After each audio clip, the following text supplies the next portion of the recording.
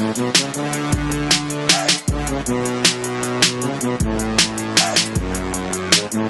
right, so the 2016 NFL season is a week away. And one topic I think many are going to look at throughout the year, it's always popular every season, is which head coach is on the hot seat. Which guys are going to be under most pressure, from the start of this year into the season. I have my own list. I got a few guys I got 4 guys actually, who I believe are entering this season under a microscope to improve their ball club, or they could be out of a job come January 2017, or as we call it, Black Monday. I got Rex Ryan. Let's start Rex Ryan first. Now look, in Buffalo, he hasn't been horrible, but he hasn't been great either.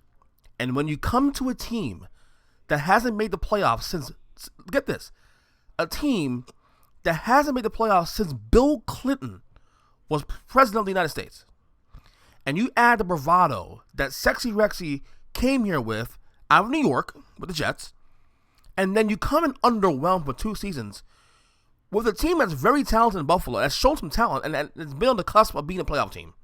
That's a problem. I believe he could be out the door sooner rather than later if these Bills do not finally get over the hump and make the playoffs this year. I believe his Rex Ryan ways of doing things and his, the players, being the players coach and all that, I think it's worn thin. I think it's gone. I think people have now seen the facade and it's time to get busy. It's time to see results or you're done. So Rex Ryan is my number 1 guy on my list here, which by the way is not in order, but you know what I'm saying. Another guy on my list here who has really underwhelmed during his tenure is Jeff Fisher of the now newly Los Angeles Rams. I feel like he's still living off his lone Super Bowl appearance from 1999, which by the way, he was the coach of the Tennessee Titans. Okay, once again, a guy who was coaching a team and made a Super Bowl when Bill Clinton was president of the United States. Knows a pattern here. And his current job, his current status, his current tenure with the Rams has been nothing short of a disappointment. 5 years, 0 postseason appearances. Okay? Also on my list, San Diego's Mike McCoy, who's actually an interesting case because in his rookie year in 2013, he got the Chargers to the playoffs and even won a playoff game. But since then, San Diego has not made the playoffs, and last year they actually hit rock bottom. Went 4-12 last season. Now, with a AFC West now wide open, with Peyton Manning retired now, okay, Denver's going to come back to the pack a little bit. Oakland is supposed to be moved up, but we don't know if it's going to happen or not. And KC, I think, is the class of the AFC, but they're not going to overwhelm you.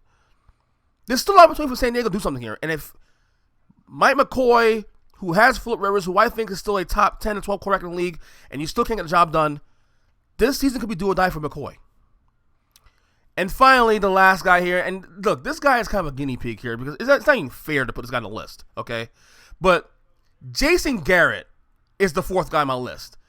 And it's not even fair because, once again, he's lost his starting quarterback for an extended period of time in Tony Romo. But we know how this game goes with the Cowboys. The Dallas Cowboys have always and will always have the most eyeballs nationally. And look at their owner, Jerry Jones. He is as unorthodox as an owner as there is in the league. If the Cowboys don't figure it out for some reason this year again, regardless of the Tony Romo factor, regardless of anything else that happens there, in an easy NFC East for the most part, I think this could be the year that Jason Garrett gets walking papers. This could be the year. So those are my 4 guys who I believe are under the most pressure entering the 2016 NFL season.